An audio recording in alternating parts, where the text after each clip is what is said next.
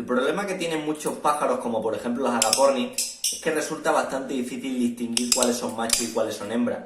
En los canarios, por ejemplo, esto resulta bastante fácil. El macho canta, la hembra no. El macho en celo desarrolla la cloaca hacia afuera, la hembra no. Incluso hay razas donde los machos son de un color diferente al de las hembras, con lo cual se sexan directamente, tienen dimorfismo sexual evidente. Pero hay muchas aves que casi no tienen este dimorfismo sexual y resulta mucho más difícil saber qué son. Y vamos a poner el ejemplo de una de las aves más comunes de compañía, que son los agapornis, y vamos a aprovechar también y referirlo a otros tipos de aves. La mejor técnica para saber el sexo de un agaporni es el llamado sexaje por ADN.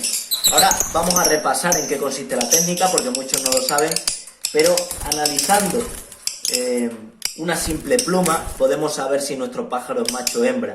Esto, aproximadamente una analítica de este tipo, cuesta entre 4 y 5 euros por animal, pero claro, hay mucha gente que dice que eso no hace falta, que no hace falta gastarse el dinero para saber el sexo de un agaporni y que fijándonos bien en algunas características que presentan estos pájaros, sí que podemos identificar el sexo del ave, o de una manera, quizá no al 100%, pero de una manera bastante cercana. Y vamos a ver cuáles son esas características y qué fiabilidad tienen en cada uno de los casos. Otros hablan del anillo ocular.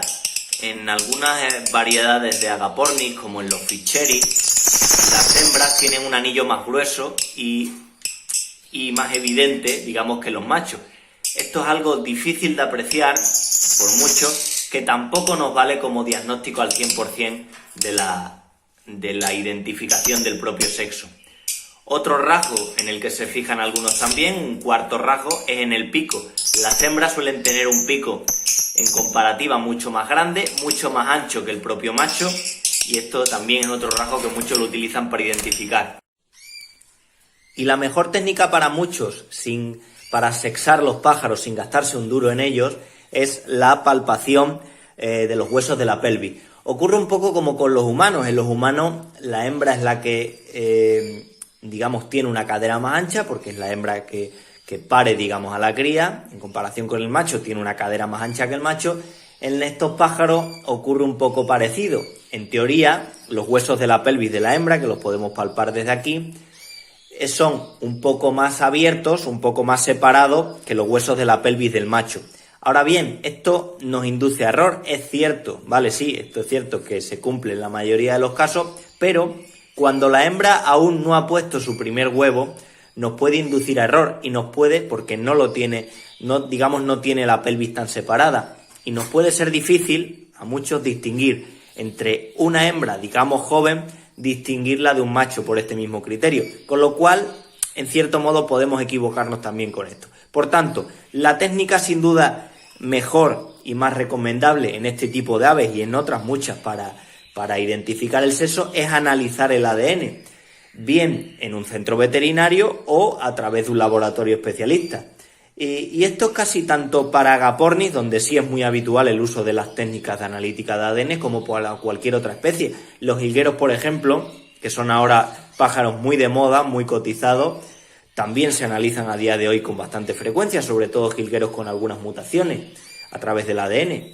Pero claro, la pregunta para muchos es cómo tomamos esa muestra para sacar el ADN. Porque normalmente lo que hacemos es enviar la muestra para que en un laboratorio, en un centro veterinario, certifiquen, digamos, haciendo la prueba.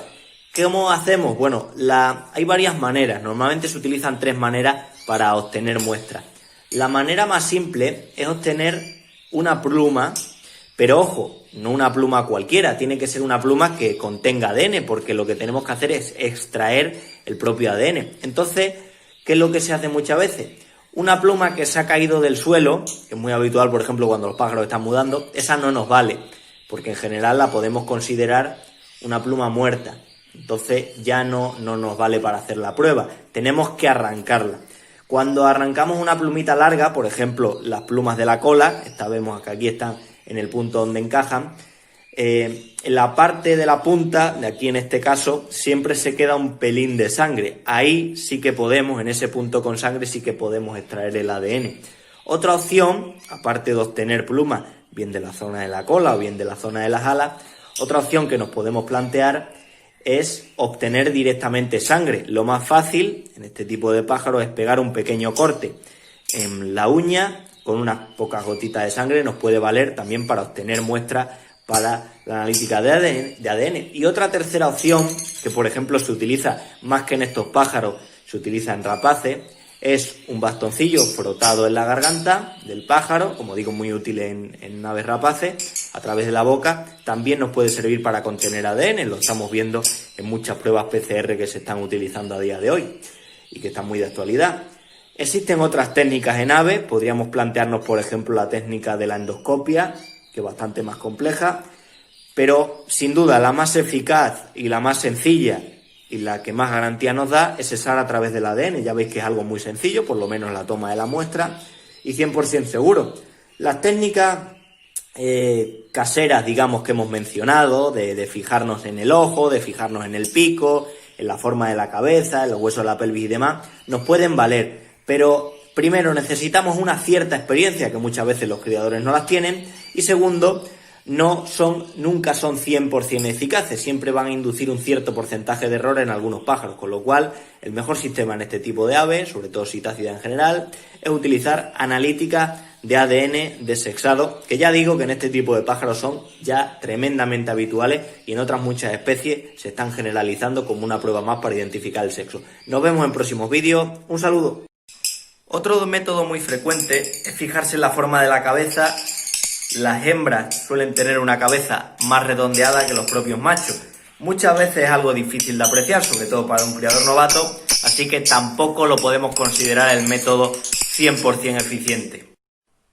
Primero algunos dicen que lo que hay que hacer es fijarse en el tamaño. Los machos resultan más grandes y las hembras son más pequeñas. Pero esto en principio es erróneo, porque muchas veces lo que ocurre es que por la postura el pájaro nos parece más grande de lo que es, o más pequeño, puede resultar engañoso.